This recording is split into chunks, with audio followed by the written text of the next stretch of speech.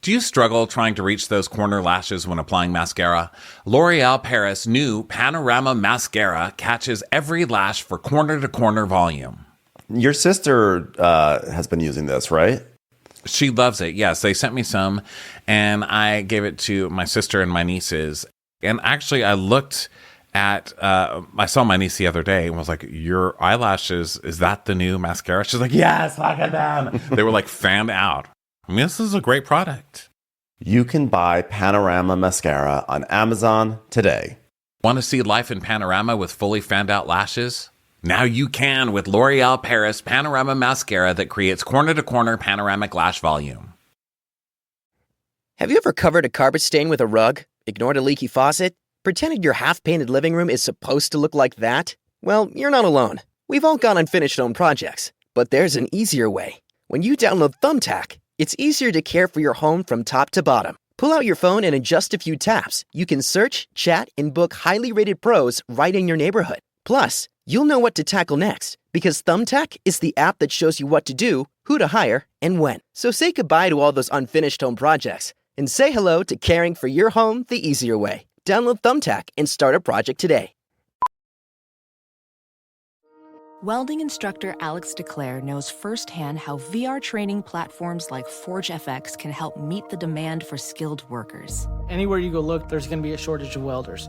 VR training can help welding students learn the skills they need to begin and advance in their career. The beauty of virtual reality is it simulates that exact muscle memory that they need.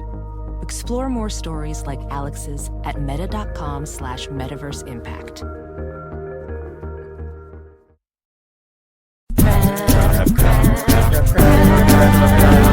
Watch what happens.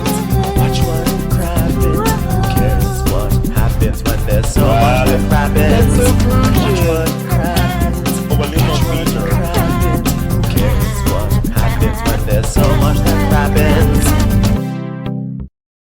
Hello and welcome to Watch What Crappens, a podcast about all that crap on Bravo that we just love to talk about. I'm Ben Mandelker, and joining me today is the one and only Mr. Ronnie Karam. Hi, Ronnie. How are you? Well, hello. How are you? I'm great, thank you. Very excited to do some Vanderpump Rules recapping today on a pretty explosive episode. But before we get into that, a reminder, we are doing Netflix as a Joke in the beginning of May. It's coming up in a month. May 3rd. It's gonna be a nice, it's gonna be really fun. It's gonna be a nice intimate show at the Kookaburra Lounge, one night only. So go check us out there. And then later in May, we're going to Europe, doing shows in London, Dublin, and Birmingham. So get tickets to all 4 shows at watchwhatcrappens.com. You can also sign up for our Patreon there. This week, we are doing a really fun bonus episode. We're going to do a trailer trash for House of the Dragon, because guess what? We recap House of the Dragon, and when it comes back, we are recapping it. So I know a lot of people are excited for that. So, of course, go to patreon.com/watchwhatcrappens or find the link on our website, watchwhatcrappens.com. You can sign up, and also Crap is on Demand. You can watch us. We're going to wave hi to the camera right now, waving hi to people who watch us with the Crap is on Demand. So that's basically it, all the fun stuff. And now let's get into some Vanderpump Rules. Ronnie, what did you think about this episode? Good episode, fun episode. Yeah. It is distressing. It's a distressing episode because Vanderpump Rules always starts the most bizarre fights amongst commenters. And I don't mean just on our show. I just mean in the Bravo universe in general. This week, the discussion has been whose fault are meat skewers being left on a bedside table. Oh, yeah. I'm really surprised how this has taken off on the internet. I mean, people are like very invested in it, and they're very upset with Ariana for leaving the meat skewers on the table. And then they're also upset with me, by the way. They're upset with you. What'd you do? Someone was like, I cannot believe the way that Ben was justifying the meat skewers in the container. I was like, this is the most internet-y thread you could ever imagine.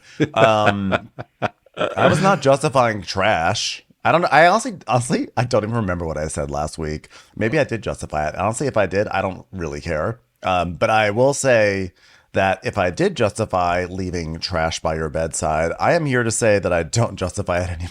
Because no, I don't. Oh, that's funny. Well, I didn't know it was anything about you personally. I just think this show's hilarious because it just starts fights like this. It starts comment wars like this with people being so upset about meat skewers that they're like, fuck Ariana. I'm so sick of her shit. Fuck her. It's like, whoa, you're mad at someone for leaving meat.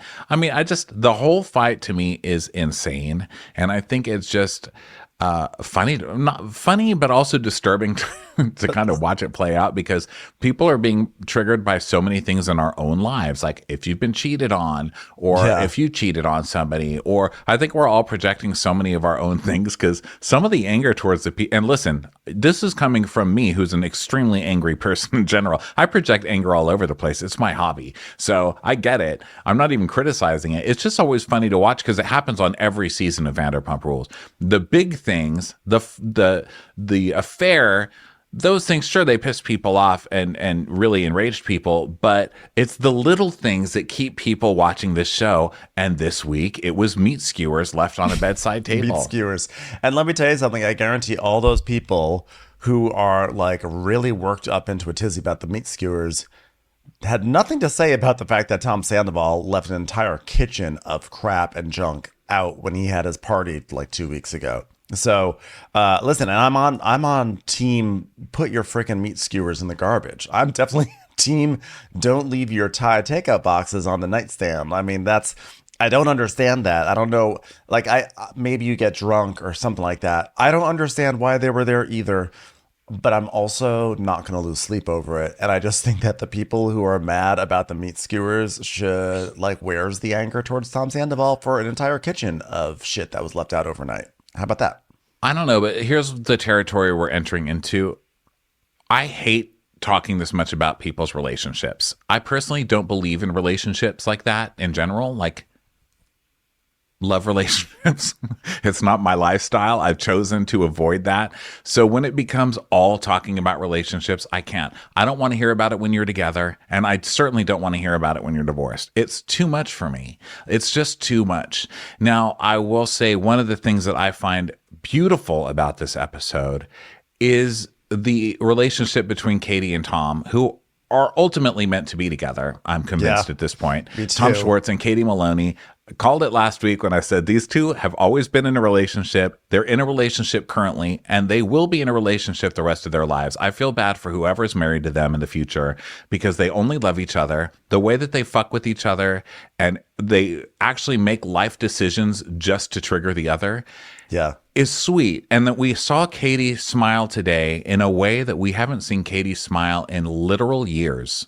I don't think Katie smiled with this much love at her own fucking wedding. There, I said it.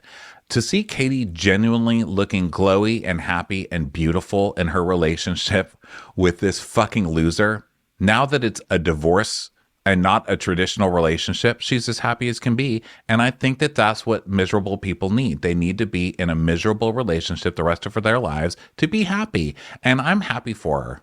God bless her. Yeah, I was going to say, Katie had a really good episode. Like, she was actually cracking me up. She was saying things that were making me laugh. It was like a really good Katie moment. There's the way she smiled and was so happy was nice. It was a nice change, and you two are made for each other. Don't ever get back together, please. But enjoy being miserable together the rest of your lives. It really is a beautiful anti-love story. It's the kind of thing I can be here for. And I am right in the front row. I definitely got the feeling like, oh, they are having some chemistry in this episode. It was weird. They're back. But that being said, she still deserves someone significantly better. Someone who does not just show up dressed like Santa's little helper. He's dressed like Link from Zelda. I don't know what was going on with that shirt, but it was... He's literally wearing Link's shirt, and she's dressed in some weird fucking bikini bra and panties over a long shirt dress with an acid wash. Like, it's like their fashion even is so terrible and just not understandable to anybody but each other. Like they both understand the thirst in the other one trying to be cool and just not making it. And I think it's beautiful, really. Yeah, it is. There's so much beauty in Vanderpump Rules, whether it's meat skewers or strange outfits on sad people. There's beauty in all the nooks and crannies of this show. Summer Moon's curls. Whoever is doing her little pigtails with those curls, I mean, adorable. Okay, so Yeah. Summer Moon's here. The song is called My World, My World, My World. And we go to Summer Moon playing with stuff. And Brock is like, what is that called, Summer Moon? And Sheena's like, oh my God, it's called Play-Doh, stupid. Did you not have Play-Doh in New Zealand? And he goes, weird mud. I believe that. I believe Brock just brought in balls of mud into the room and just from outside and just made little figurines or whatever with the mud. So we hear my world, and we go over to Schwartz and Joe trying to juice, and he's like, "Oh God, what do I do? This is scary." She's like, "Go, go, go! Oh God! Oh my God! Oh my God! Oh my God! Oh my God! Look." The pulp, it looks like poop, but it sort of looks like spaghetti. Oh my God, are we going to Olive Garden after this? And that's all we get of Joe, I know. which is a damn shame if you ask me. It's a low Where's Joe her episode. spinoff? Yeah. And then we see Katie and Lala working out in a park with Jenna. Jenna's back. Jenna's been around all these years, and we haven't seen much of her. She hasn't had a big scene in a long time, but she's leading a workout, and she has their legs in bands, and they're doing clamshells. And I was very traumatized because I took myself to a yoga class, and I had to do clamshells, and I came home and I watched this, and they were doing clamshells, and I was like, too soon. What's a clamshell? It was like you got the band around your calves, not your calves, around your shins. And you have to you're on your side and you raise up your both feet together. And then you have to like open and close your knees. So it's like, meh, meh, meh. Sheena is the Pilates band at all time. I think I'll try each. I'm going to try each one of the yoga cocktails. And Jenna's like, so how does it feel, everybody? Katie, does that feel good? And she's like, no. I don't understand these workout people who say they're addicted to endorphins. Like, it's like they've never experienced true happiness before. This isn't it. Okay, well, guys, by the way, Jenna really trying. She's like, well, now that Joe's on the show, I think this is my chance. I can get into the show. Nice work, ladies. So Lala's like, so are you guys coming to the water tastings tonight? What I'm going to do this weekend? And Jenna's like, oh, water tasting? And Lala's like, yes. I invited everybody, including Tom Sandoval. Music change. Dun, dun, dun. And Tom is finishing on the treadmill. The only place he ever goes anymore. You know, it's become sad. I'm It's a good officially sad metaphor. now watching Tom on that fucking treadmill every single episode. That's all he does, you know? You're too obsessed. And we just recorded a Below Deck episode where there is another guy who's just too obsessed. It's not that hot when you have to work that hard for it. You know what I mean? There needs to be something kind of natural on you. And that much exercise is not natural. I don't care what anybody says, but calm it down. You're making me nervous, bro. Well, it's also such a metaphor for Tom Sandoval that he puts all that energy and effort into something and still is in the same spot as when he started. Yeah. Didn't take him anywhere. No, he's doing so much to go nowhere, really, at the end of the day. So Ariana is in the kitchen and Anne comes over, and you know, because the doorbell's, oh my God, it's me. I'm at Ariana's store. I'm at Ariana's store. Are you answering the door? Thank you so much for answering the door. I could have just stayed out here. I could have camped here. Isn't that funny? Do you want me to camp here? If you told me to camp here, I would, just to do research for you, because I'm going to be your assistant. Am I putting the S in assistant right now? I don't need to. I love you. I'll be quiet. You talk. I put on a whole business suit, so I look like really official. Oh, it was really weird because I worked Taylor Swift. Everyone was like, "Why is the suit here?" And I was like, "Couldn't help it." I was like, "I'm in my Ariana era, so it's Taylor Swift and Ariana all at the same time." Well, anyway, so I'm hired, right? Ariana's like, So, and Ariana's like, wow, Maya's like, oh, Anna's here. And she's like, what happened to all the treats, Anne? She goes, oh my God, I ate them all. Sorry, Maya, I ate your treats. Am I fired already? yeah, that was odd. Anne ate Maya's treats. So then Anne is like, yeah, so anyway, so before we get this job interview, which this definitely is a job interview, right? I just have to pop upstairs real quick. Hold on 1 second. I'm going to go up there to the living metaphor. So she goes up to check on Tom. And she's like, hi, so sorry I'm late. I'm just here if I can help Ariana. So, I can see if I can help her with some people in the assistant community. Community of one, starring Anne. Just me. Anyway, have fun on the treadmill. Bye.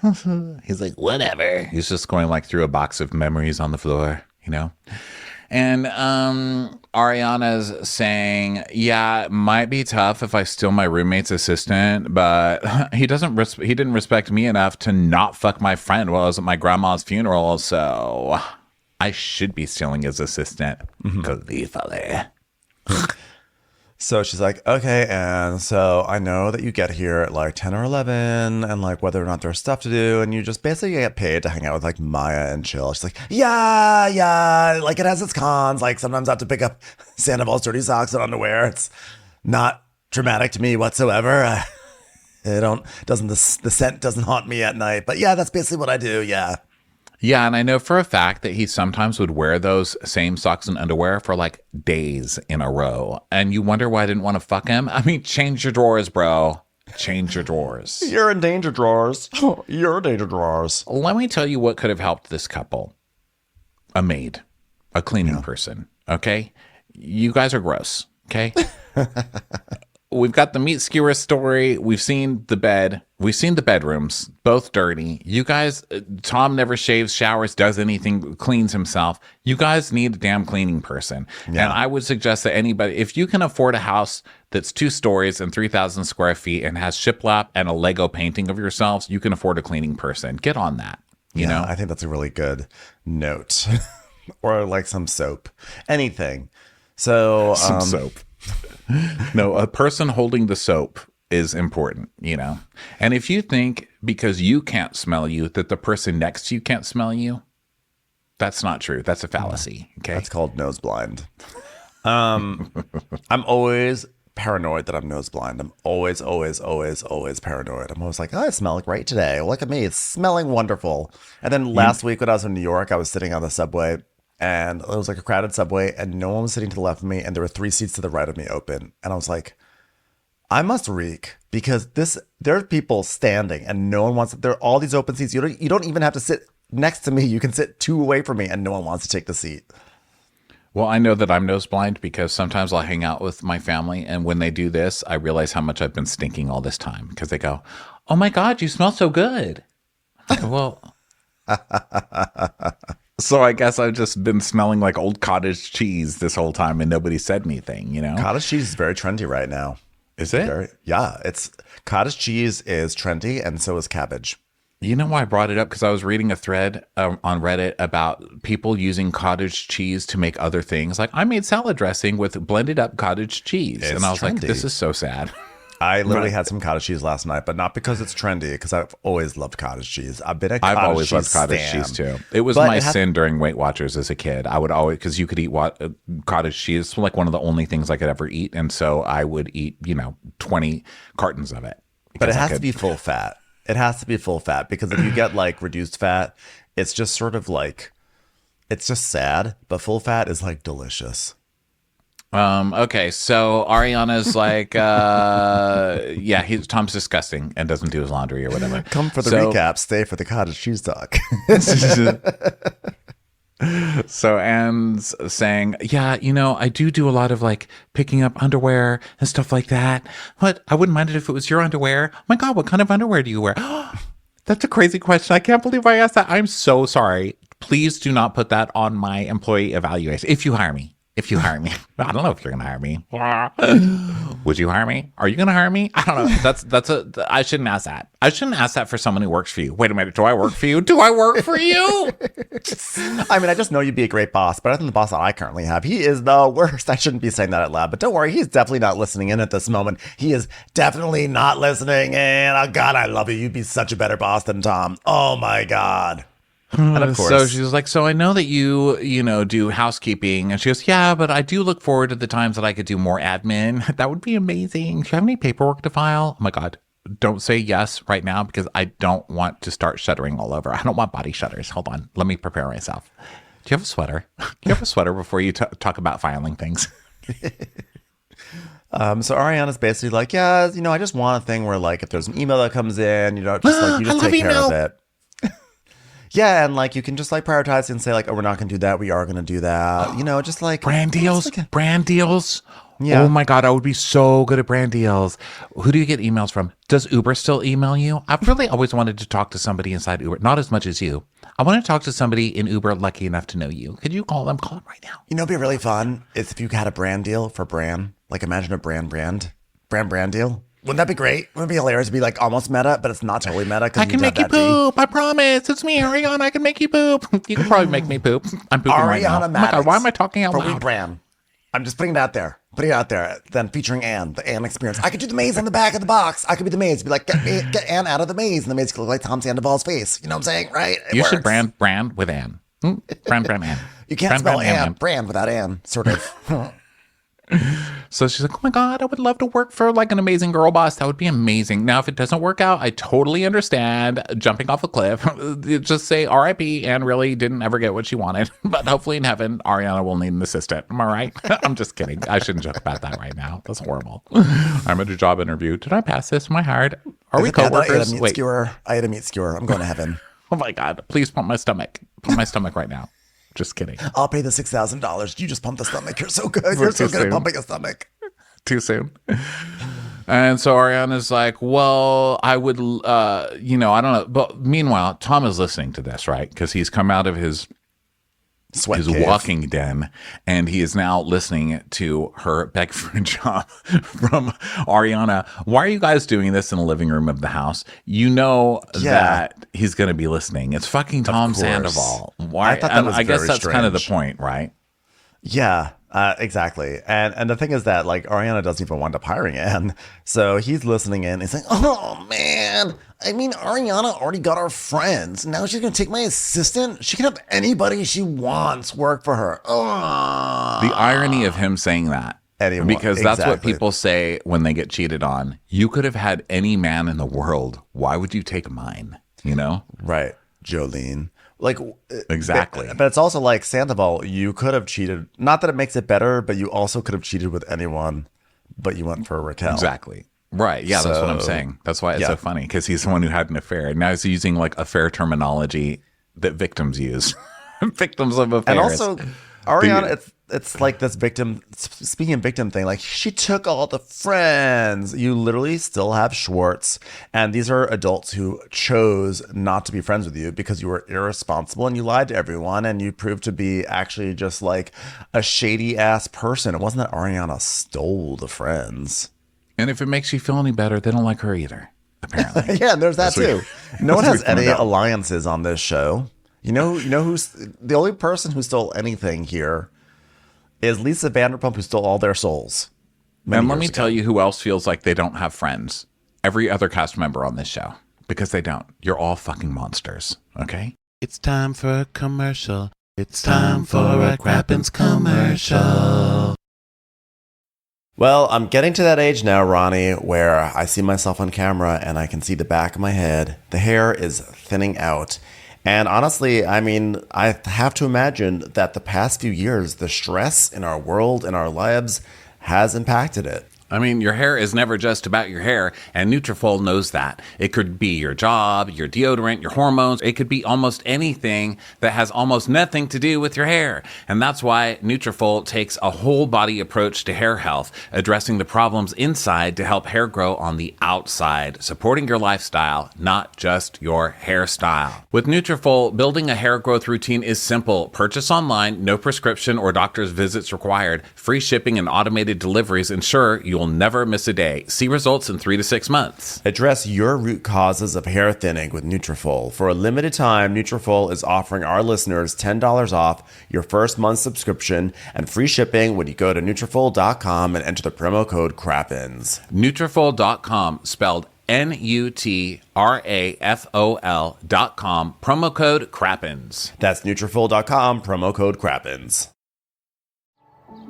Every day, our world gets a little more connected, but a little further apart. But then, there are moments that remind us to be more human. Thank you for calling Amica Insurance. Hey, I was just in an accident. Don't worry, we'll get you taken care of. At Amica, we understand that looking out for each other isn't new or groundbreaking. It's human. Amica, empathy is our best policy. You're all So fucking monsters. Ariana's like, things are kind of weird right now, Anne, because, I'm living with a monster who you work for. So maybe when I'm out of the house, we can do something. And she goes, oh my God, so we're going to keep in touch? Oh my God, I just winked at you. Did I just wink at you? Am I fired? I would have to be hired first. Hire me so you can fire me. Hurry. I just realized if we keep in touch, that means we have to start touching so that we can keep the touch. So I'm going to just put my finger on your shoulder and I'm just going to keep it there. And I'll just follow you around all day with my finger on your shoulder. So that way we're still in touch. She's like, well, lucky for you, I am the HR department and I'm totally fine with it. She's like, oh my God, I love you so much. I love you. So then we go to Brock and Schwartzy's and Brock and Sheena's, and Schwartz comes over and he's like, oh, wow, this was so fun coming all the way out here. This was great. I've been in the car 19 hours. Oh, hey, Summer Moon. Hi, I got you a hat. It's an adult sun hat. It's an adult sun gardening. hat. Congrats, you stopped by an Exxon station and bought something. So she's like, it's a hat that says do not disturb. So I'm like, is this just what you were wearing when you were around Katie in your marriage? Exactly. So she's like, Brock's like, you want to try this on? She's like, I don't want it. It's like smart kid. He's like, all right, go back to putting mud on your head. They put it on her anyway, and it looks like Looney Tunes. It literally looks like, when they hide under a hat and then they have to move close or something. So you see the hat and then it goes up and the little feet, it goes over a little bit and goes down again. Oh, don't worry. She'll grow into it. Oh, by the way, today I opened, I opened my Instagram. It was so crazy because everyone's like holding their stomach and like popping up babies. It's like really crazy Instagram. Literal ovulation all over my Instagram. Not ovulation, dilation. Centimeters counting and I don't even know what I'm talking about.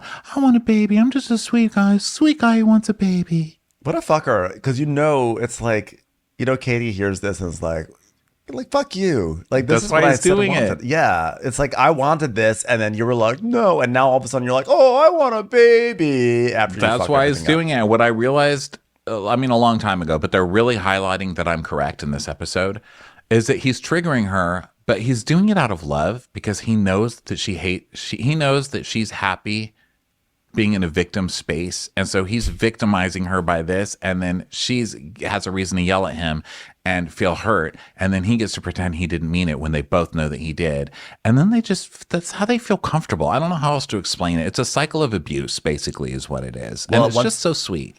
Once again, he's also sending a message to Katie via a third party, which is that he's going to tell this to Sheena and Brock, and then they're going to tell Katie like, oh, the other day, Schwartz came over and he brought like this really big hat, and then he was like, oh my God, I want to have babies now. I wish I could have babies. Oh, it's not funny that he said that. Like that's exactly he's just sending the messages to Katie through other people to make her mad.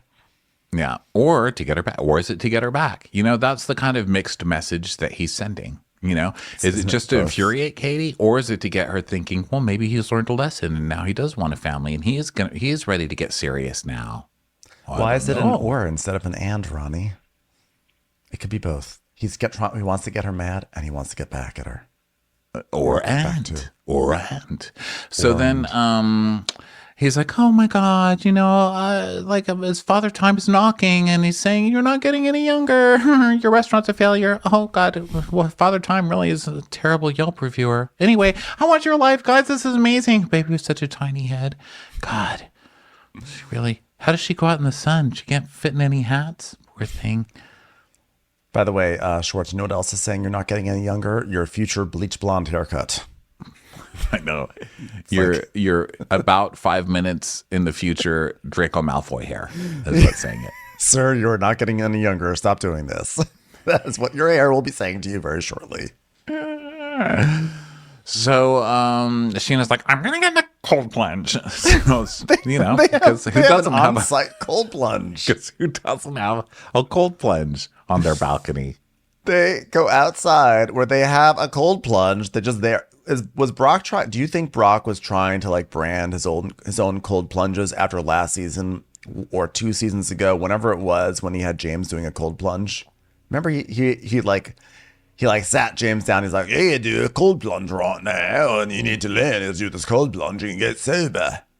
I feel like Brock was trying to make cold plunges a thing for himself, so they just have this like cold plunge prototype on their side yard. You know, I've just been hearing a lot of cold plunge stuff because they just did it on another Bravo show. I don't remember which one.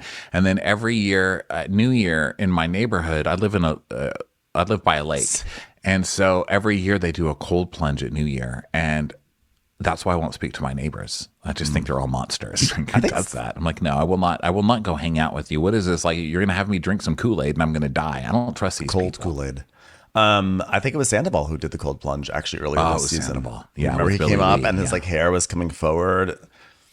And Billy Lee was like, I hope you just realized that we're best friends. You just realized we're best friends, right?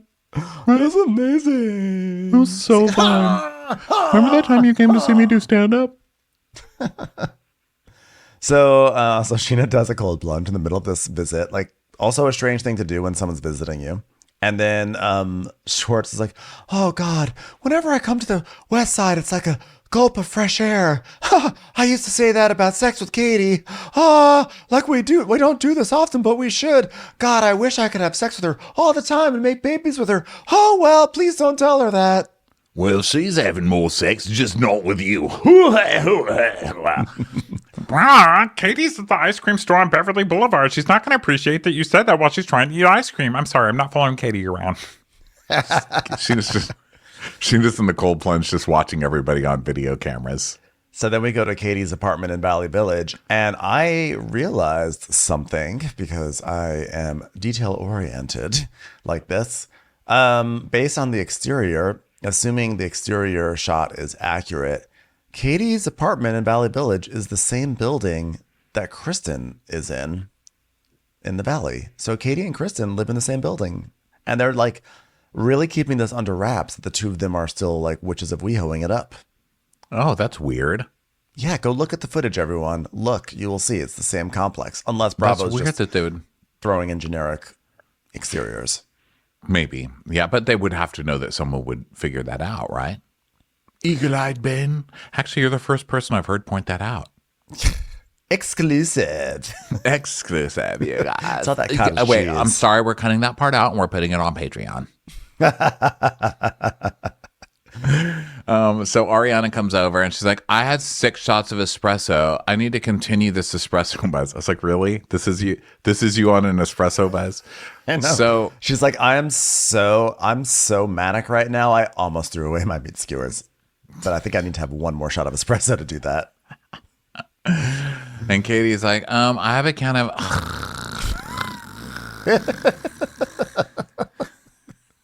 Do you want that? Hold on, let me put it in my rig machine. That's Katie's branding. I think Katie should come out with her own sparkling soda. It should just be called. It's the actual sound of the carbonation is the brand. It's the only thing that complains louder than Topo Chico. So Ariana talks about her meeting with Anne. And she's like, I'm just afraid that Tom could be vindictive. So I was like, maybe not, So then I'm getting ready to leave. And she's down there crying because Tom was coming down on her because he was upstairs eavesdropping on us the whole time. I was like, you did that on purpose. And are we sure she wasn't crying because she didn't just eat a meat skewer by accident? I just want to be loved. I was just taking like one Maya. for the team. Team Maya. Team Maya. Maya was looking at these scissors, so I ate them so she couldn't get to them. Ow, owie, tummy, owie. Katie's like, I don't like this invasion of privacy happening. I feel like my privacy was inundated via Sheena tracking Your Max privacy like was that. inundated? Oh, my God. It's an inundation of privacy. Who was forming these sentences? When she said she had a can of THC in her fridge, I was like, that makes much more sense with the trying to make inundated, or the trying to, what was her thing the past 2 weeks? That can is like, please close that refrigerator door. My privacy's been inundated. Fathomless. That explains the trying to make fathomless happen over and over. So she's like, yeah, my privacy was inundated by Sheena tracking Max. And then we see a clip of Sheena going, I wanted to look and see if my friend got home okay. And I was like, okay, well, maybe she dropped Max off at home. Like, Sheena is more Muppety than ever. She also did her confessional from a cold plunge. Cold plunge. So Ariana's like, I mean, like, I know she has my location, but I'm like, how many others does she have? Like, probably everyone she met at BravoCon, by the way. She knows where everyone is. Yeah, and Katie's like, I mean, my location is literally none of your business. And Ariana says, yeah, I never had Tom's location. Well, there you go. And she even gets her own branded. Now, the reason Sheena has everyone's location, don't you think it's because of Apple? How they're like, oh, share your location with your friends. And she's like, oh my God, we're going somewhere. Share your location right now. And then she just creepily collects them. I'm just like a people pleaser because I just want to know where everyone is. I just want to make sure everyone is safe at the end of the day. That's all. By the way, I do like that I just had this big revelation of like Katie and Kristen live in the same building. And then Katie in this very same scene goes, my location is literally none of your business. I've inundated her privacy, everyone. She's I talking apologize. to you, the inundator. Fathomless inundator. So Brock, back with Brock and Sheena and Schwartz, he's like, oh, I'm not out of the doghouse yet. Schwartz is like, oh my God, you weren't supposed to say anything about Katie fucking Max? And Sheena's like, no, he wasn't supposed to say anything. That wasn't his place, especially now that the fire's on me. Actually, I wish the fire was on me because I'm in a cold plunge and it's like literally cold. Who just sits in a cold plunge like that? Sheena's just sitting there like, she's just sitting in the cold plunge. I don't think the cold plunge is working. And he's like, well, let's not forget last summer she wanted your world to burn. And then we see a clip of Katie going, you know what, Sheena, you're a shitty person, you're a shitty friend, and it's fine because karma's going to come for you and I'm going to watch your world burn and I'll smile. And I was like, oh, she literally did say she wanted Sheena's world to burn. And she's like doing her makeup while she's doing it. Yeah. Well, that's fucking hypocritical though, because that was my best friend that she was hooking up with. I just kissed Raquel once, and she was just a fringe friend. She was just a fringe friend, not even a real friend. She was like, maybe it was tit for tat. No, it was it was dick for tit. It was, yeah. I can't do a good pun for it, but I love Sheena offering, maybe it was tit for tat. Like, oh, I love that thought never even occurred to Schwartz. Like, oh, maybe this is a tit for tat situation. So back to Katie. She's like, I mean, it wasn't like I'm going to get with his friend. I mean, in my mind, it was like sort of coming off as like Sheena and Schwartz, like, this dude has done bad by me so many times. Fuck it. So yeah, it was I'm going to get it with was his friend. Exactly what you just said it wasn't like. And by the way, good for you. Love the move I for fucking Max. 100% in support of this. And Katie's like, Tom can be upset if he wants, but at the end of the day, you get nothing for Raquel. And it's like, should I feel bad? No. It's not like we had an agreement. Right. So then Lala sends them a text and they both get it at the same time. And she's like, guys, I want you to chase your water with booze. BYOBK. Okay? BWOP. BWOP. So Ariana's like, oh my God, this water party. And Katie's like, I know. And Ariana's like, I know. Katie's like, The Keurig is like,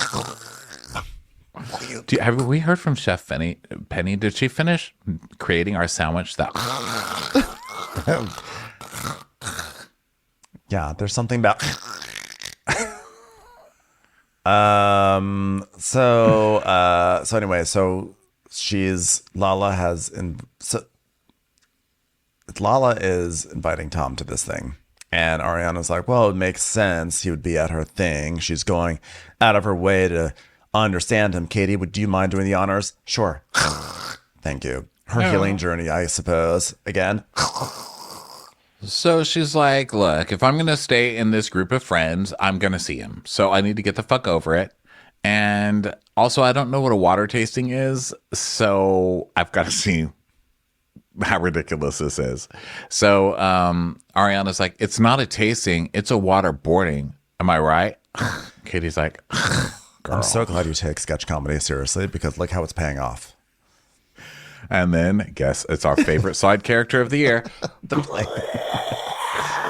I don't know if you noticed this. I'm saying this right now before I forget. Did you notice there was an actual scene where they were talking and you could hear the plane overhead. Like you could hear it on the audio. You're It's like Katie finding out she's going to see Tom Sandoval at a water tasting. The Southwest plane flies overhead. So James is with Ali Bali. He's like, we have to get outdoor furniture, Ali Bali. Lola's water guy is here. Martin, he's like the water man. I've definitely seen this guy on the news talking about water. Well, happy family. So we have a clip of Ariana saying, this guy. Is it this guy who's saying it? The most important thing we will discover together is that water has taste. Yeah. His name is Ari.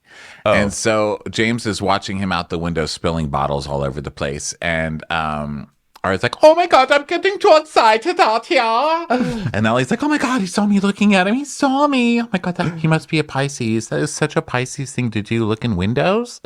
So they're cracking up and Lala comes over.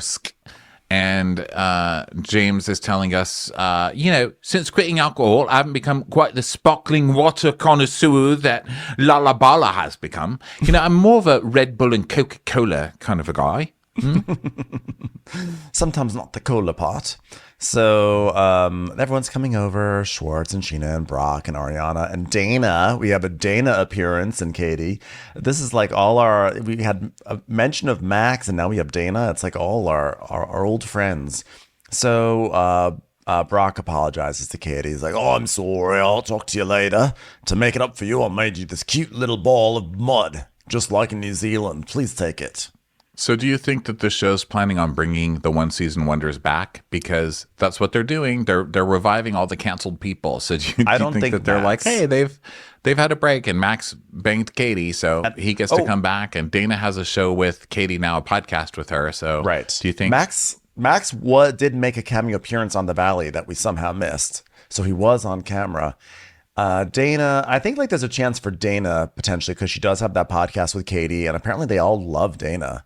So I could see a world in which Dana starts to make a bigger appearance, but I don't think that like Max. I think that Bravo is like, we'll bring some people who got canceled in 2020 back, but we're not going to bring someone like Max is not worth it to us.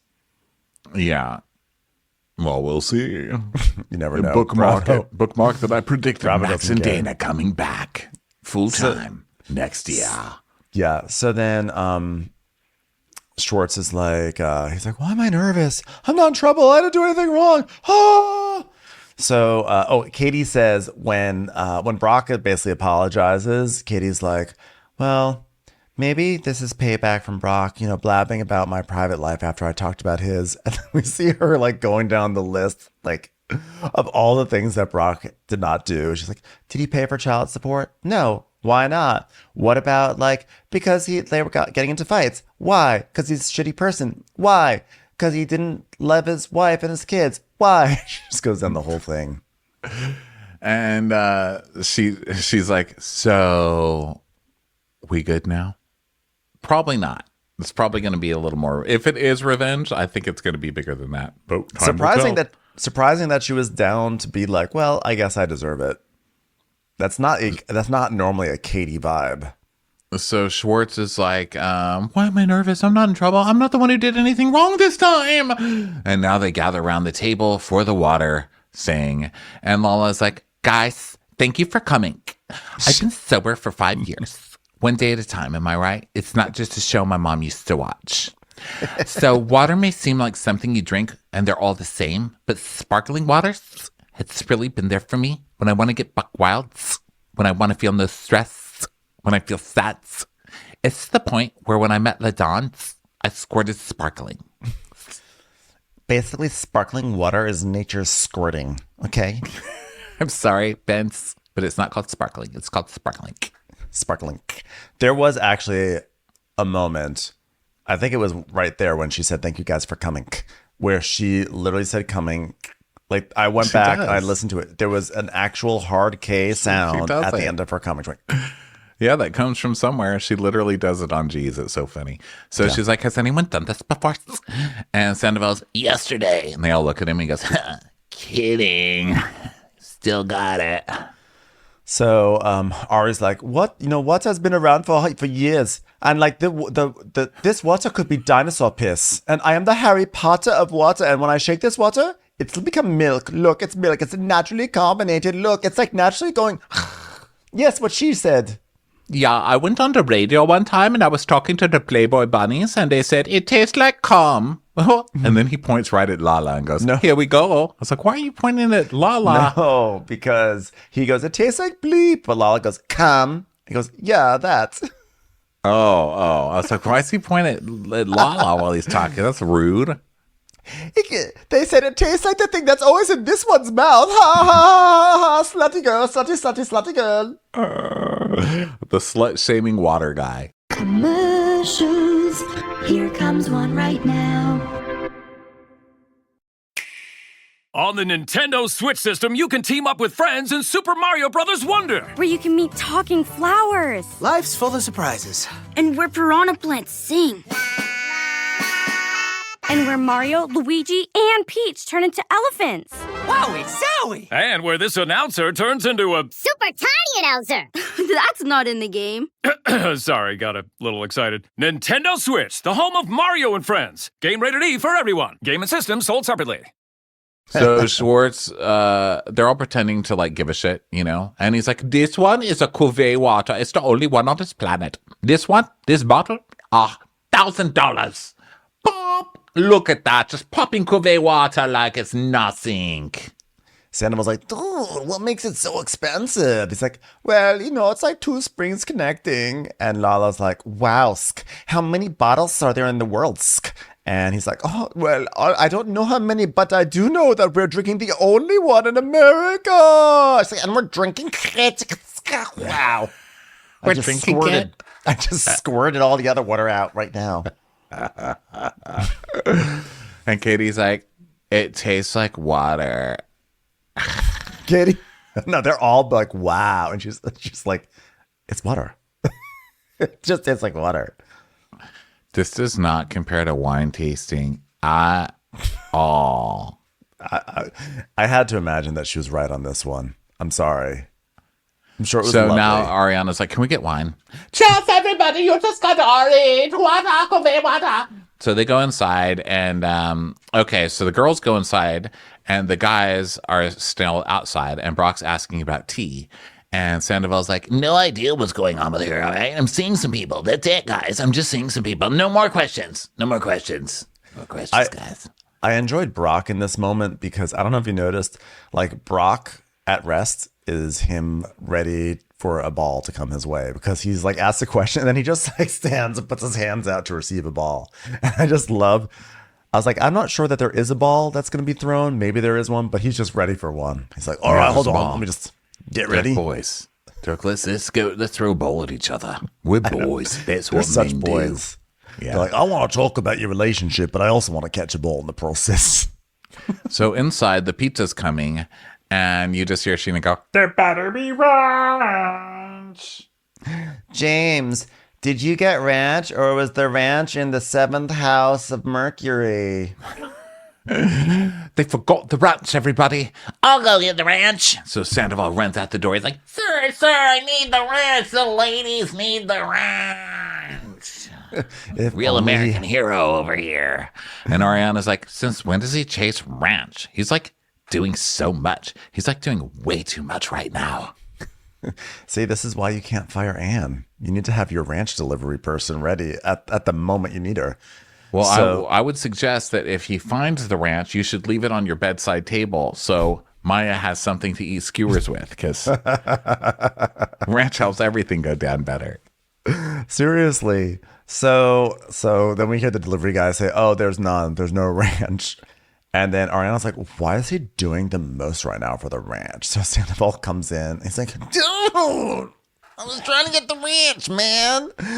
He hears it and he's like, It makes it harder for me to like just stay in the background when I hear Ariana making all these comments about how much I mess up ranch. I'm working so hard to rebuild relationships, dude. And I'm not being allowed. He's constantly pressuring people to side with her. The deck is constantly stagnant. You cheated like a second ago, dude. Give it a minute. You get being able to like retrieve a heroic small thing of ranch does not exonerate you from terrible behavior over the past year. Yeah. So now the guys are outside, and Brock, who's just the messiest guy. I love that Brock is just happily doing Sheena's dirty work in every episode. He's like, so do you want to impress us with your single stories, Sandoval? Go ahead. He goes, all right, well, I got one. How about this one? Hold on, let me work up some tears, because this is a rough one, guys. I was just bullied about ranch, okay? So T told me that the other night, Ariana was asking her all these questions, like how old she is and stuff, and talking shit about me when I'm on a first date. I felt that was really, really tacky, guys. Tom Sandoval, the doyen of proper behavior. What is he talking about? I mean, it is really tacky, but it was hilarious. Okay. I thought it was great. I thought it was Ariana doing some great cock blocking. I think that Sandoval deserves to be cock blocked left and right. I love it. And Sandoval talking about tacky when he's like wearing the same clothes day in, day out, and cheating, by the way, and also cheating. Well, and that's the day that he was dressed like polyester cowboy to go bowling with T, wasn't it? Yeah, or maybe by the way, you're on they just Vanderpump showed Rules. a memory of it. Everyone is tacky. Everyone is shitty to each other. Why are you surprised that someone was shitty to your date, T? Well, he's trying. I think what his plan is to make himself the victim here. And what's shocking is that it's actually working. Okay. Oh yeah. It's working very, very well. So Brock's like, oh, I get it, but all of us, we're still in the infant stage of how to go through this, Not as much of an infant for Schwartz to come and put a gigantic oversized head on us and blind us, terrify us, and probably traumatize us. But, still young. Maybe you guys should have a conversation. He goes, yeah, maybe you guys should just chill out about it. How about that? I mean, like, how many things do I have to do? Like, first I try to chase down some ranch, and now I'm gonna have a conversation, dude. Like, hey, I'm just trying to help you. You need to talk to Ariana. It's like, I love how people put that on me, dude. Hold on, I need a moment. Hold on, we're gonna do some breath work over here. I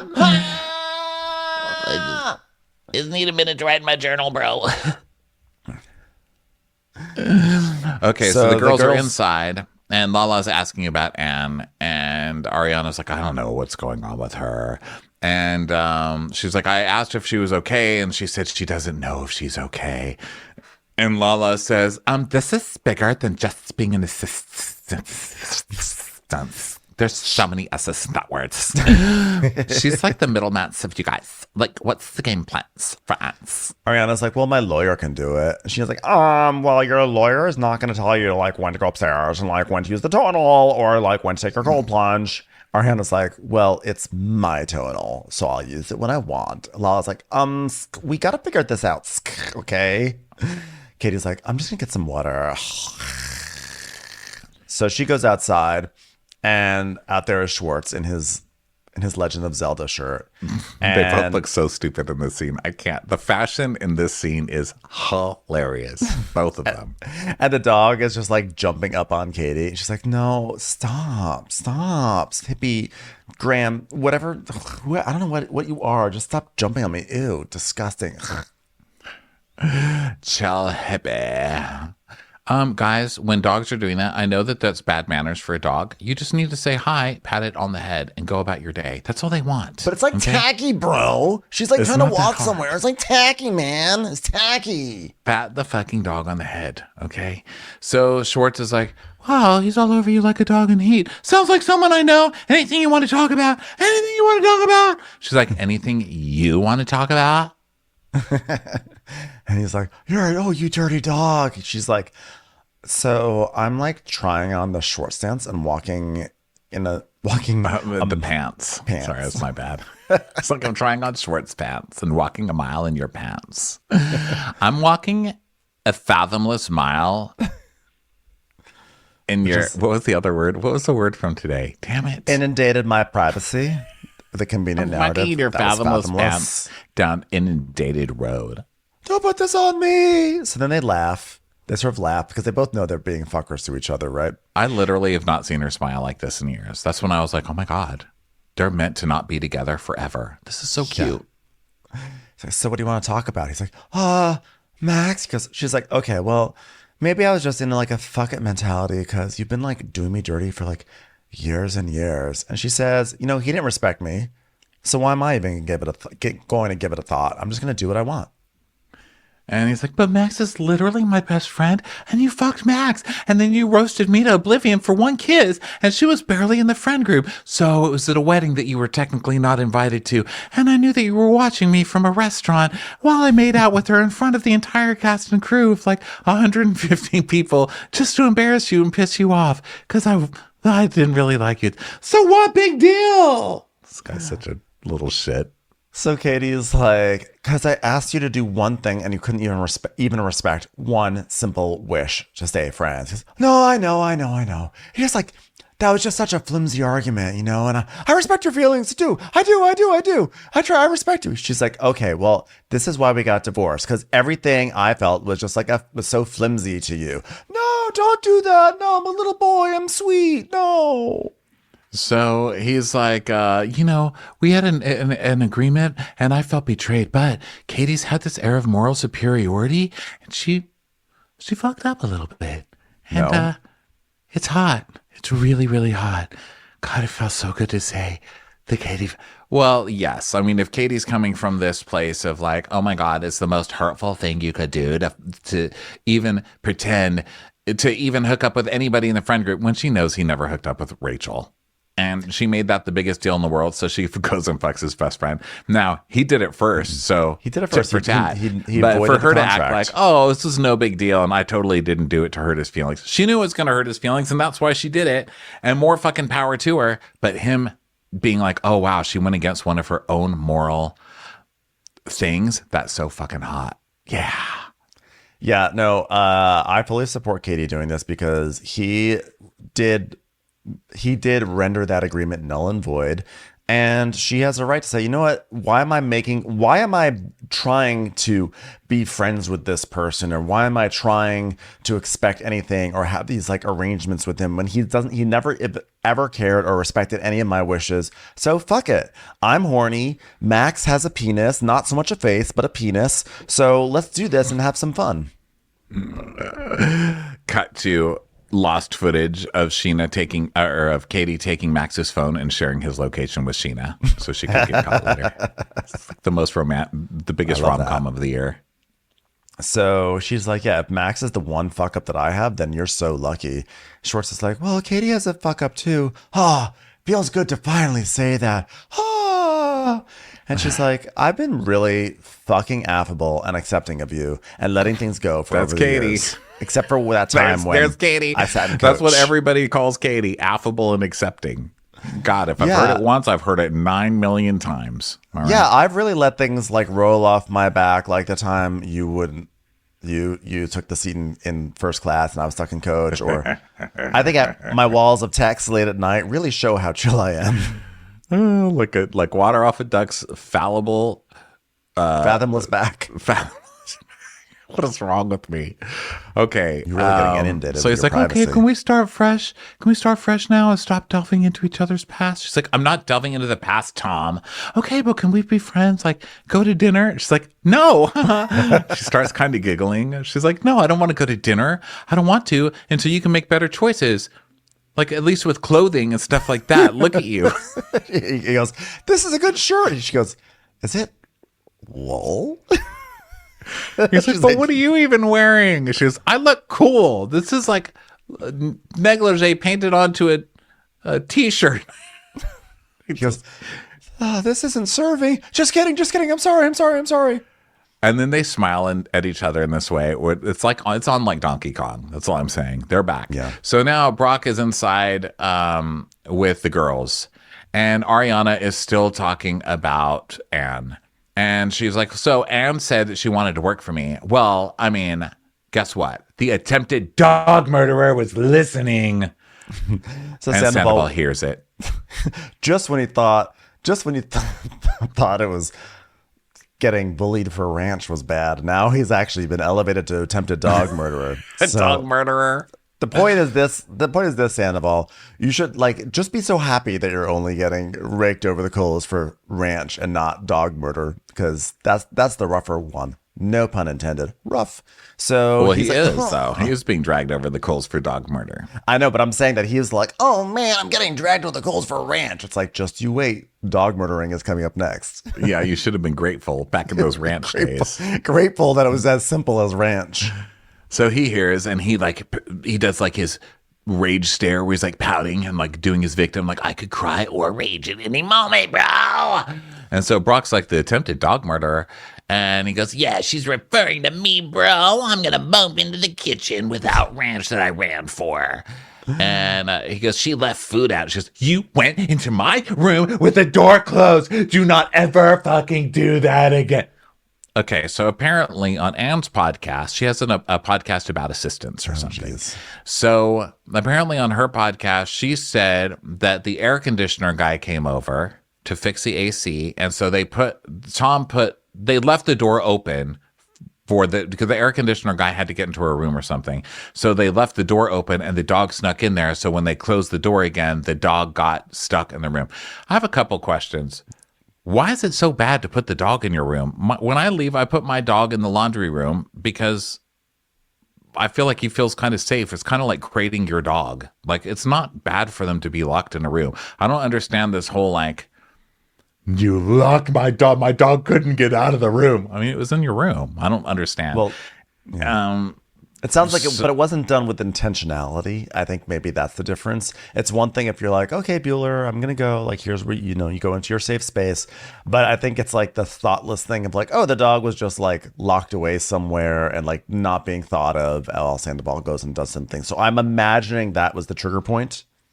I don't know. If I have a roommate and they have a dog, or if my dog is staying somewhere and someone comes over, they put the dog in my room, I wouldn't think it's really that big of a deal. I mean, I don't know. To me, it's not. I imagine what it is. Obviously, it's so much more than the dog, right? This is the dog is just an avatar for so many frustrations. But I imagine where the real anger is you didn't you just left the dog in there. The room was not this was not a safe room for the dog at the moment. I knew I had garbage in there, active garbage, and you weren't even thinking, and you didn't even think where is the dog? Maybe the dog shouldn't be in that room. Maybe the dog needs to be walked, whatever. You never take care of this goddamn dog in the first place. Why are you doing this? I hate you. I hate you. I hate you. I imagine that's probably what was going going through the mind. Well, it's not about the dog. I mean, I think you're exactly right. It's not about the dog being in her room, and it's not about the meat skewers, and it's not about that. It's just here's another disaster with Sandoval at the helm. Not thinking about anyone but himself. I think that's what it is, right? Okay. So she's like, you went to, so she says that, and then she tells us he not only left Maya in my room, he locked her in there for. Well, dogs don't have opposable thumbs. It's not like the dog. It's not like the dog knew it was locked. A closed door is a closed door. You know what I mean? So while she was trapped in there, she ate takeout containers with chicken satay, unaware of whether or not she was about to lose her life, trapped in the mound of clothes in that bedroom. She ate whatever she found. The chicken satay skewers from a nightstand. Next year, Brie Larson stars in the feature film Maya. Brie Larson plays a dog trapped in a room. Satay. Nothing to eat but dangerous satay. So, and then that carelessness, given what she has now ingested, could have ended her life. So Sandoval's like, dude, you haven't emptied the litter box for your cat in 2 years. And then this is it. We're having the litter box fight right now. It's happening. But guess what? Producers are on Ariana's side because they're like, wait 1 second, we have footage. And there it is, footage of Ariana clearing out the litter box. These poor producers. What emotional trauma they went through this season where they're like, guys, we need to get footage of Ariana cleaning out that kitty litter box because nothing is happening this season. Please. You know that they were like, I don't know if you need to need to get that footage. It's like, no, trust me. This kitty litter footage, there will be a time, there will be a place. You don't know when it's going to happen, but it will be called upon. And they're like, it's happening. Get the kitty litter footage. She's like, I literally emptied the litter box when you were out of town a week ago. You want to come at me about a litter box when you almost killed my dog? Do not go in my room. Only safe space I have in at home because you wrecked it.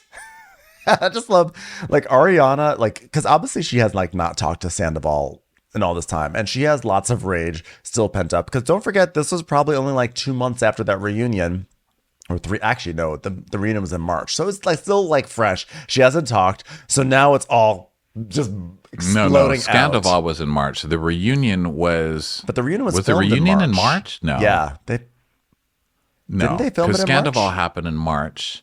So then they picked up cameras, and remember, the season aired for a long time before the reunion. The reunion aired in we all June. knew what was happening while the season was going on, right? We all knew about Sandoval while the season was still airing. I thought the reunion filmed famously like late March, and that's why it was so incredibly like. No, that's early when April. Sandoval did, but it filmed in this, in the spring, just not that early. I don't think it was right after, but it was. I don't know. You know what? I'm speaking like I know, but maybe it was I'm filmed wrong, on March 23rd. No way! It was filmed that soon? Just 3 weeks after? That's why crazy. That's why they were all going nuts. So I mean, anyway, I'm not trying to. You see how I argue? Like, what the fuck do I know? And I'm just arguing to the death over it. Listen, and I'm not trying to be an Ariana apologist. You know, like even though people think I'm on team meat skewer, but I am trying to say that like she's clearly, the rage is now just pouring out, and I actually thought it was really funny. Because she just shuts up Sandoval. Like, it's like not a nice way to conduct yourself, but I just thought it was funny. She was like, shut the fuck up. And every time the rest of this episode, he tries to do anything, she just yells at him, and he just like slinks away. And I was cracking up. I don't know. Maybe that makes me soulless, but I thought it was hilarious. It's so funny how everybody's acting like she's completely gone off the rails. And I mean everybody on the cast. When they were all like this at the reunion. They were all like this. They were all doing this like literally a month ago, or whatever it was. And they're acting like, oh my God, I can't believe she's acting crazy. She's the person who's actually involved in it. None of them, it didn't affect the rest of them. And they were still like, how dare you, fuck you piece of shit. Especially Lala and James, who are now like, oh my God, And I feel Lala like people, especially like, oh my God, get over it already. Yeah. And also I think that the people watching it too are like, oh my God, like she needs to like relax. She needs to calm down. That's like so mean to him. He's like trying to grow, because people now are like, this happened so long ago. But the truth is, this was filmed this is still the kind of the thick of it. This was like 3 or 4 months after. It's had to be 2 months after that reunion aired. This had to be around August, right? So like that's still like in the thick of Sandoval. So emotions are still super high in this group. So I think that like for us as viewers, it feels like excessive, but it's. I feel like the point of the audience is, you're on a show with Tom. So obviously you think you're going to get everybody else to stop filming with Tom. And that's like your revenge. Because at the reunion, they were like, fuck Tom. We're all completely team Ariana. Mostly because they didn't want to get canceled. And if you said anything against Ariana at that time, you were screwed, Mm-hmm. So I think they were automatically on her side, but they're also on the side of doing a show, and you have to show up and do your show. And so I think she's like, these people are supposed to all be canceling him, but obviously nothing happened this season. And the producers came to her and were like, listen, you guys have to shoot together. We're not paying you the most out of everybody on this show, which I don't know if they are or not, I'm assuming, but we're not putting another season into this show where everybody's coming back to see the fallout of Sandoval and you guys don't shoot. That's insane. You have to fucking show up to parties and you have to shoot. So now they're coming and she's losing it because she's like, why the fuck should I have to shoot with him? Well, because you're on a TV show, and that's it. Yeah. But no one said she has to be some polite little innocent girl who's not going to say anything. She still has the right to say fuck you, and that's what we're getting. Yeah, because she like fucking hates this guy. She like hates this guy, and I think she's 100% entitled to her hate. And then so she just like bites his head off, and I just think it's great.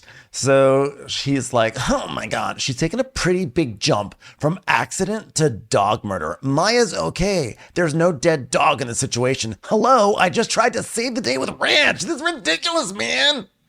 So, I don't think any of this is hilarious, honestly. I hate it. I hate watching people scream. I hate couples watching. Like I said at the opening of the recap, I don't like when you're together and I don't like when you're apart. I don't like couple fighting. And that's all this is. And to me, it's just like listening to unimportant fights about stupid things I don't care about. Like, if I were sitting there, I would have hated it because I also don't like when couples fight. But from watching on TV and watching Sandoval do a whole season of like, woe is me, and like doing fake therapy and, you know, making himself to be the victim and like, oh, what was I supposed to do, man? All this stuff. To finally have someone just like yell at him, I was okay with it. Yeah, but the thing that's bugging me about it is I know she's playing right into his hands in a way, because he's purposely like, then he comes out and he's like, well, why don't you respond to an email?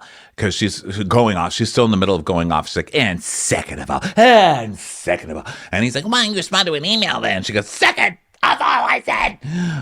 Because he's playing right into her hands, because now she looks like she's playing into his hands. Like she's being a total asshole. And now he's the big victim. And I see how it's playing out online. And I see that he's winning. I see that his stupid, immature game plan is totally working. And it's making me crazy. It's frustrating. It's frustrating just because you see like in the court of public opinion, the things that she should be doing to still remain like the queen. But it's frustrating to see that, like, it's like you said, she is sort of playing into a narrative where she's the unhinged one and he's just like the sweet one who's just like flawed. And but I also hate that people, it's so obvious that that's like it's so, I hate that people just can see that narrative is there, but still then also buy into it. And that bothers me. But in terms of just like pure entertainment of having someone on my TV screaming at Tom Sandoval, I loved it. So outside, Hippie hears all this and is crying, you know, not enough to not jump all over somebody if they come out there, because you know his ass will. And then Katie's like finding out like you've like made out with like Sheena. That's like, it's like, oh God, she's going to try and make this happen. But it's interrupted because they hear the screaming and yelling.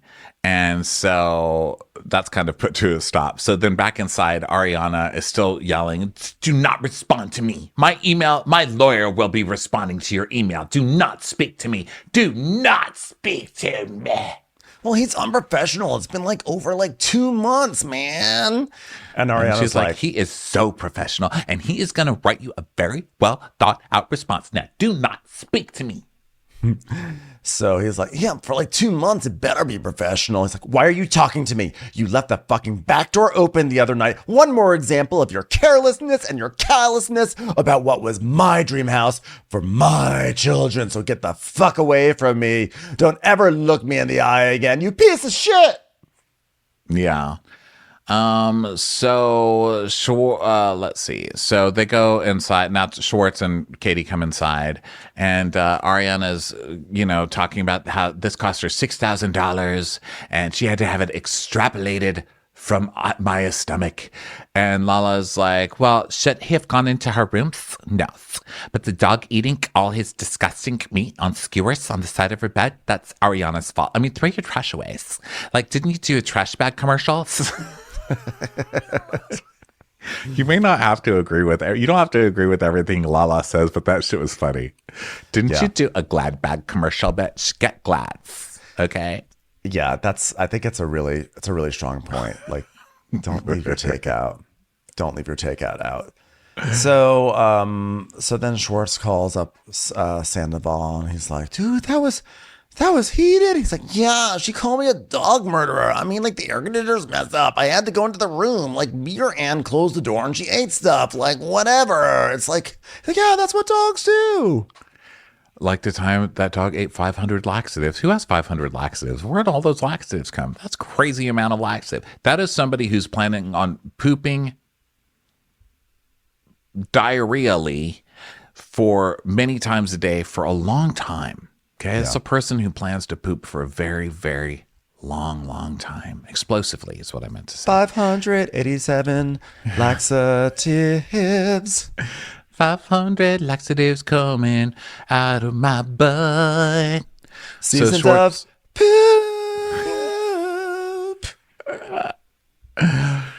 Schwartz is like, well, this was supposed to be a low-key trial run to see if you guys can coexist. And he's like, Yeah, but see that rage? That's what I dealt with our entire relationship. That terrifying rage. Hold on, bro. I've been traumatized. It's like so unfair. Like every time I just leave a door wide open to our house and we're not there, or every time I leave out 500 laxative pills, or like every time I like cheat, she just is so rageful. It's like so fucked up, man.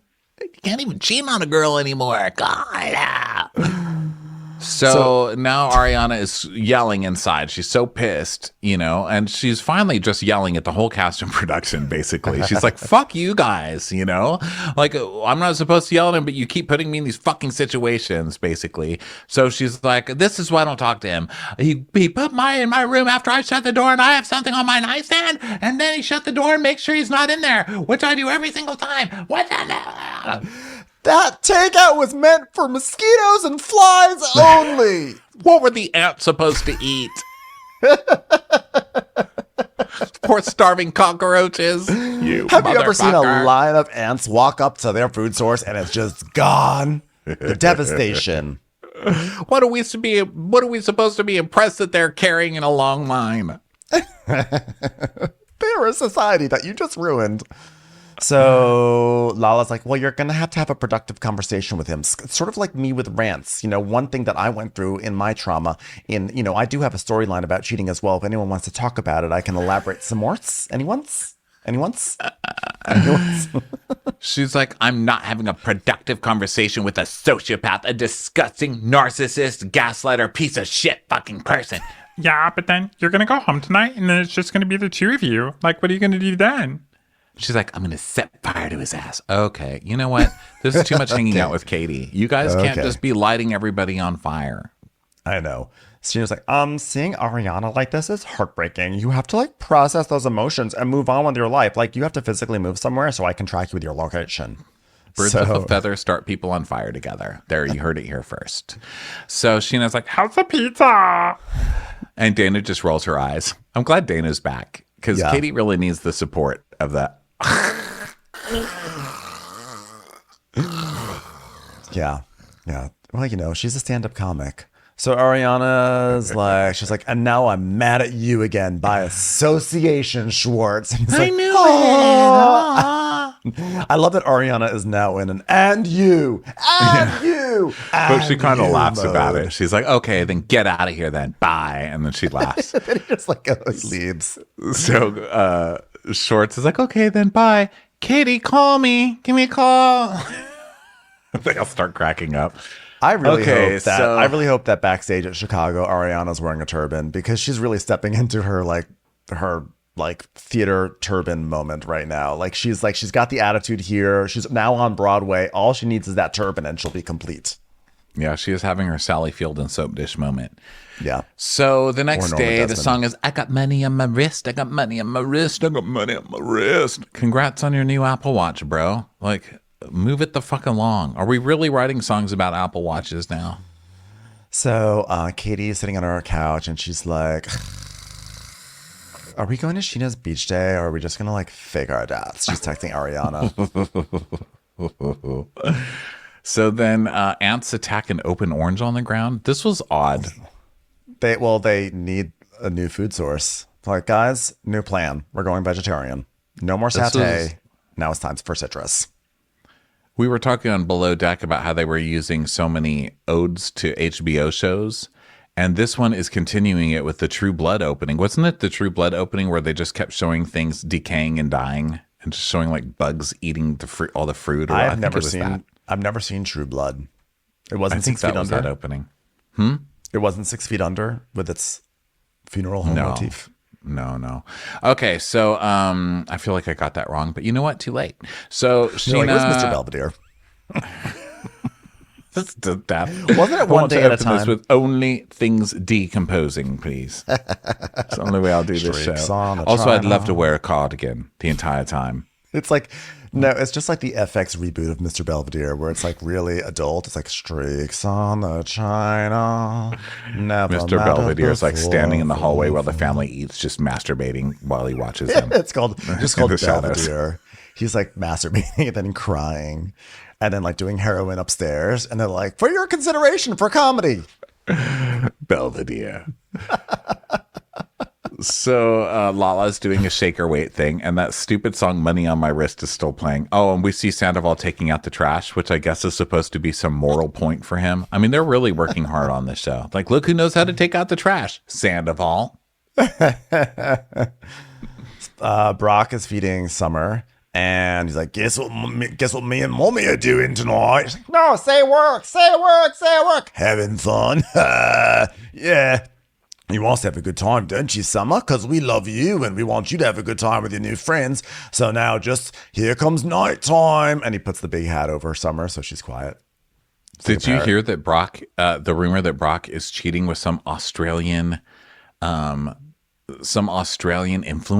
That was the rumor online, that he was... Did not hear that. That he was doing DMs or something, trading sexy DMs with this. Now, did I research this? I did not. Do you know how I know about this? Because I read about it in the comments of Crappy Hour. So sorry for spreading any defamation if none of that... I'm assuming none of it's true because we would have heard by now. But That's okay. There you go. Just put it out there on the platform. And I just felt like, people are talking about it. We have to say it. I wouldn't be surprised if Brock was cheating, but I've always thought he's going to cheat. My big worry was that he was going to bang Lala, who lives next door to them in Palm Desert or wherever they are, Palm Springs. Yeah.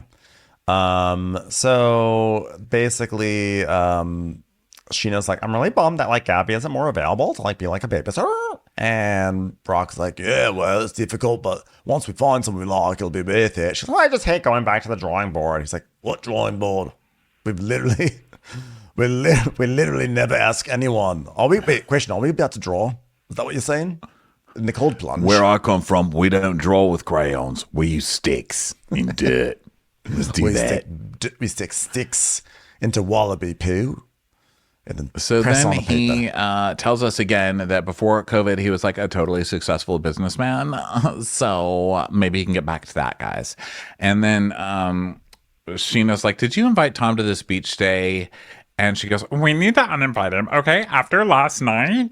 Because everyone's invited, and if she can't handle that, she shouldn't be going to places. To be that triggered, you need to fix it. What I saw was not okay. Like, didn't you slap your spouse? I mean, listen, I believe in people having the opportunity to change and grow. Maybe it's too soon to throw stones, is all I'm saying. Well, I'm curious if, I'm assuming that they had, no interaction at home. If I could only, hack into their ring cam, I could really get to the bottom of this. Dun, dun, dun. He's home. He's home, honey. I'm doing the emo remix of the ring cam jingle. Dun, dun, ha!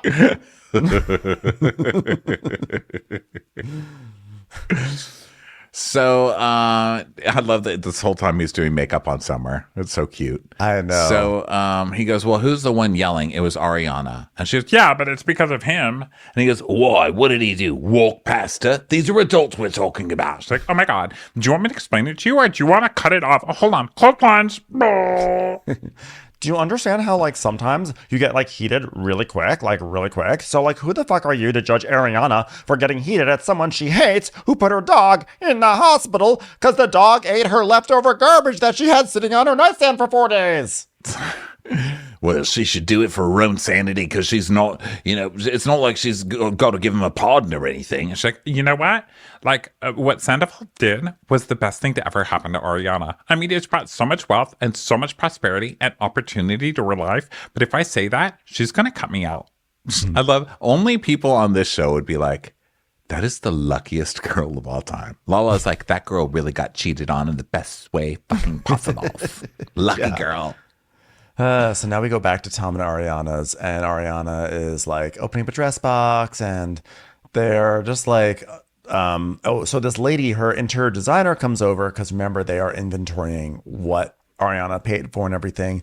So they start going through all the stuff, and it turns out that Ariana has paid for a lot of the furniture, and she's like, oh, Sandoval thought that he could just make this offer and I was just going to leave all the furniture I paid for at home. But no, I'm going to find out every single piece and how much I paid for it. So there's no loopholes where he can fuck me over.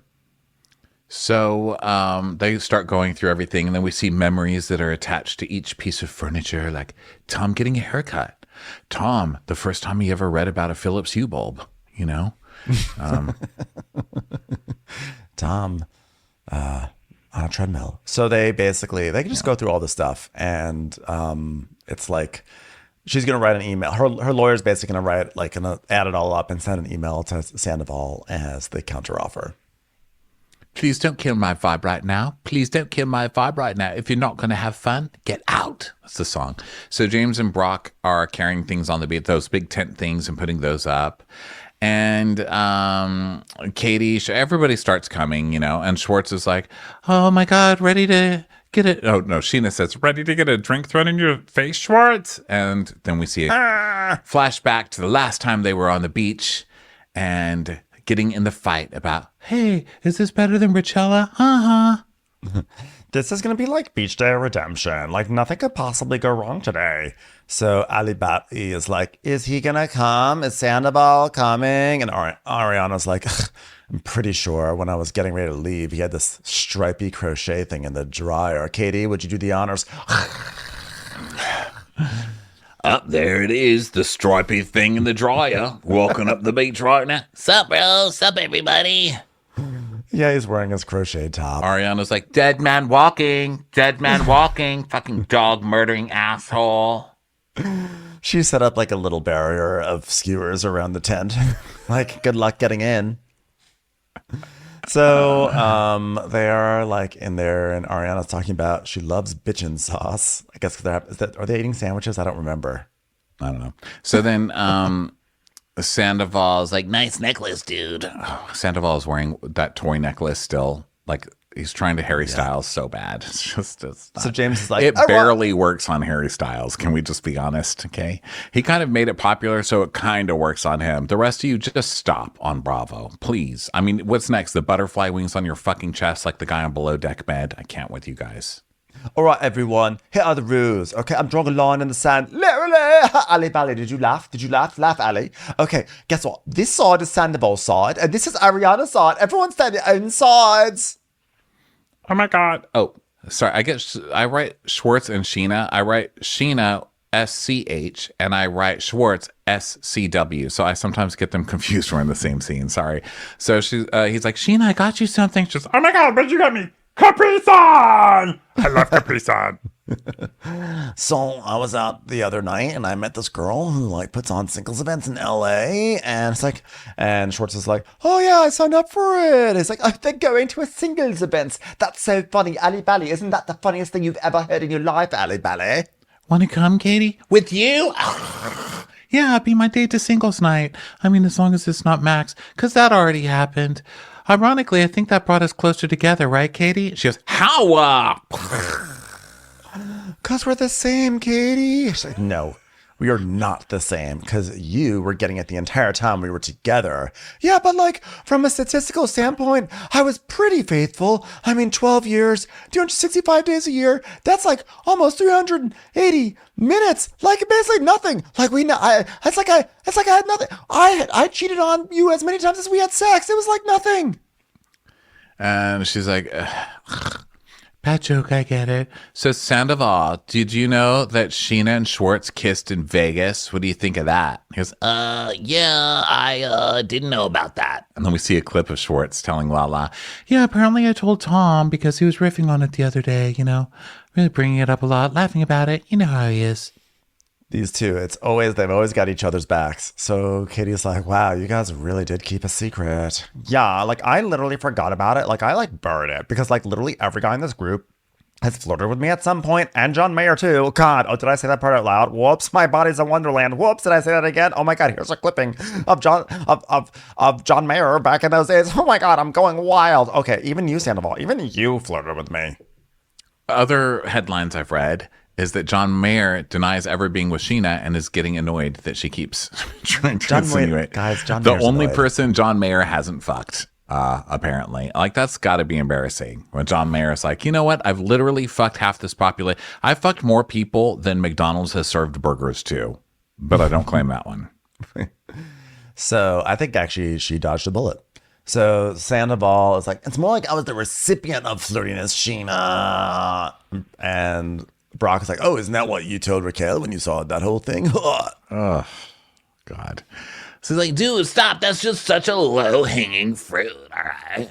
And Ariana's like, could you have this conversation not in front of me? Because it's fucking disgusting.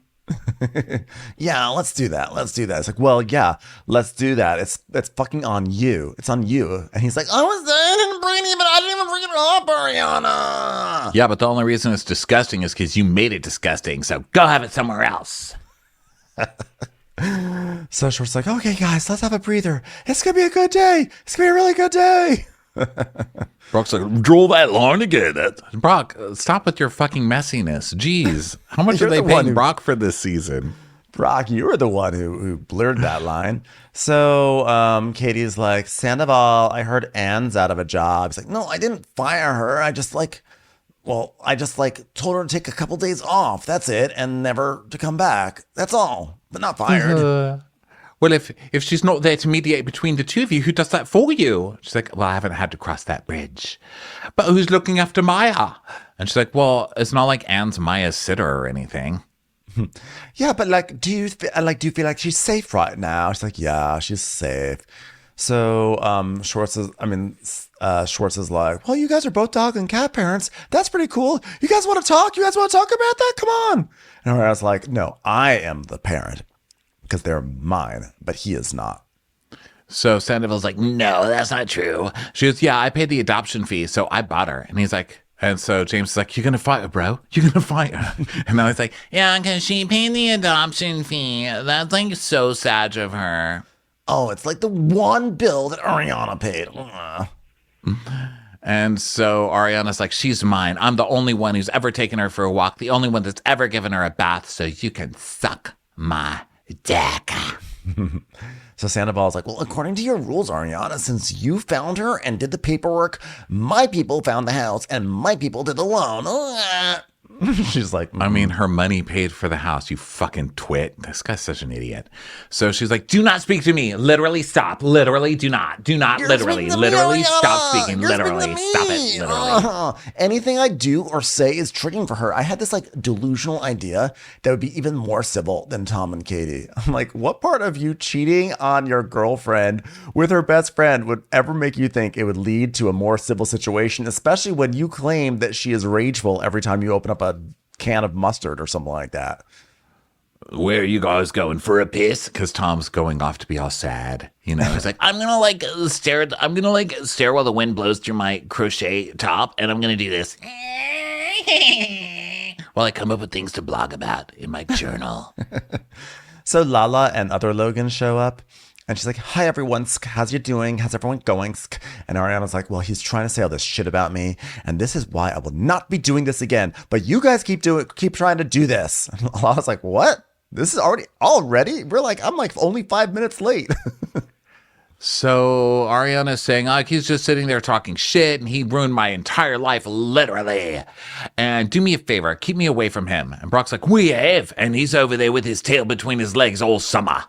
And she's like, no, it's not between his legs because he's talking shit. And he goes, yeah, but he's talking shit with his voice because his tail is between his legs and he can't talk with that. She's like, well, whatever. He's like, yeah. Also, tails don't talk. It's like, where is this fight going to? Which Brock? Is funny because when you talk a lot, some say you're telling a tale. Oh, it's so confusing. They're spelled differently. It's crazy, I know. Let's all take a moment just to think about it for a second. All right. Listen, let's turn this into a toy factory. Anybody got some water to pour over this sand? So it's not quite as good as sand, but it'll do. So she's like, he's really comfortable talking shit, and none of you guys put him in check, and it's really disrespectful. And James is like, I'm not saying she needs to forgive and forget, but I think it'd be better to release this anger. She would be more at peace with herself, or just have a lot of ice cream and weed. And so she's just like, you guys have to step up and be men and be like, bro, shut the fuck up. She's like, yeah, he's such a misogynist. He needs men to tell him to shut up because he only respects men. And you have to say, shut up and take it because you're the one in the wrong here. Well, I mean, that's not going to happen. I get that you would want people to stand up for you, but I think that you had the reunion and like a quarter of this season, and I think there's a grace period where they're just all like, no. Yeah. It's over. Like, we got to shoot. So let's do something. Come on.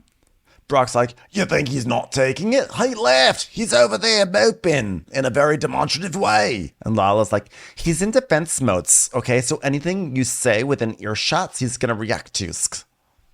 And Ariana's like, I don't care. Tell him to shut the fuck up. And Lala, I don't need you to play devil's advocate, okay? Because the devil has enough advocate. He has his own movie called The Devil's Advocate, okay? And Lala's like, I don't think I'm playing the devil's advocate. And she's like, yeah, well, he is the devil, and you're being his advocate. I understand he was being an uber douche, but this was like the most devastating breakups. And at what point do you choose inner peace? Because he didn't win. Look at his lives. You won. So this, I think, is the whole point, right? Where she's like, he's never going to be sorry, remorseful, and you guys keep shoving it down my throat. And what do you think I'm going to do? Say, wow, best beach day ever. Like, when I have to sit here like while he throws jabs at me, like, what do you expect? Yeah, that is the point. She is clearly like, I think that like she is still so deeply hurt by the situation. And I think she's trying to play the reality show game of like, whatever, I will show up to the shop because like, these are my friends and I don't want to fuck up my job and my money because of this douchebag. But I don't think she is like not ready to do this. I think that she needs to have like a breather. I think she should take a season off and she needs to heal and like, then she can come back and be fabulous. Well, I don't think she can. Well, I don't think she'll come back anyway, right? Well, if you're hosting that Love Island other show, Love Island or whatever, Love is Blind on Islands. Well, Love Island, the host does not actually do that much. Like, it's not like you're on there every episode. I think that what happens is, you know, you fly out there, you'll be there for like a day, then you fly back. So I think they can work that out with the schedule. But I just think that, you know, the truth is, like you were saying before, that like one of the reasons why the audience is frustrated is because it's like ultimately there's a show to shoot and people need to shoot, you know, people need to like participate in scenes. And that is true. And you need to do that. And she's clearly not like, this is not working for her. Like, because rightfully so, because she is forced to have to be nice and to like share time and space with someone who hurt her on such a deep level. Like, I wouldn't want to do that. I would be furious. So I think that she just needs to like have some healing time, and then she can come back.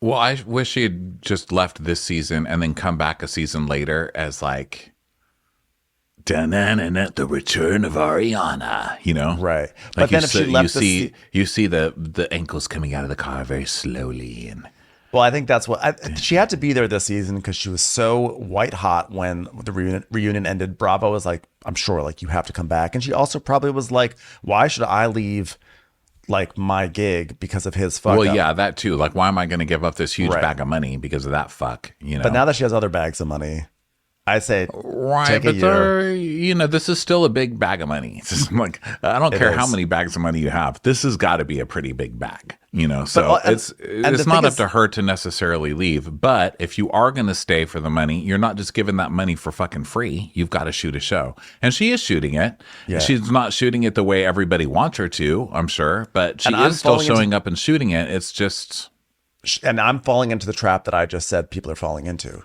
Which is like, also, let's not forget that this was a year ago, basically, like 9-10 months ago. And maybe now for the next season, she's in a new place where she can shoot scenes with him and like be part of this ensemble in a way that's not like forcing people to take sides. So who knows? Yeah, time will tell, everybody. Time will tell. We are going to be back with The Valley, with a tremendous episode of The Valley, if you ask me. Wow, what an episode.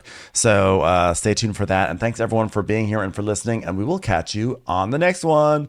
Bye. Bye. Watch What Crappens would like to thank its premium sponsors. Ain't no thing like Allison King. Ashley Savoni, she don't take no baloney. Stroll in the park with Caitlin Clark. She's not just a Sheila, she's a Daniela. Itchels. Aaron McNicholas, she don't miss no trickolas. She's never scary, it's the Green Fairy. Jamie, she has no last namey. Hava Nagila Weber. Know Your Worth with Jason Kurth. She's the wind beneath our Jennifer Wing. Sip some scotch with Jessica Trotch. Schwartz. She's always supplying. It's Kelly Ryan. Kristen the Piston Anderson. Let's give a kisserino to Lisa Lino. We want to hang with Liz Lang. Megan Berg. You can't have a burger without the Berg. The Bay Area Betches. And our super premium sponsors. Somebody get us 10 cc's of Betsy MD. We're taking the gold with Brenda Silva. Let's get real with Caitlin O'Neill. Don't get salty with Christine Pepper. Can't have a meal without the Emily Sides. We forever love Ava. Nobody holds a candle to Jamie Kendall. We got our wish. It's Jen Plish. She's not harsh. She's Jill Hirsch. She's a little bit loony.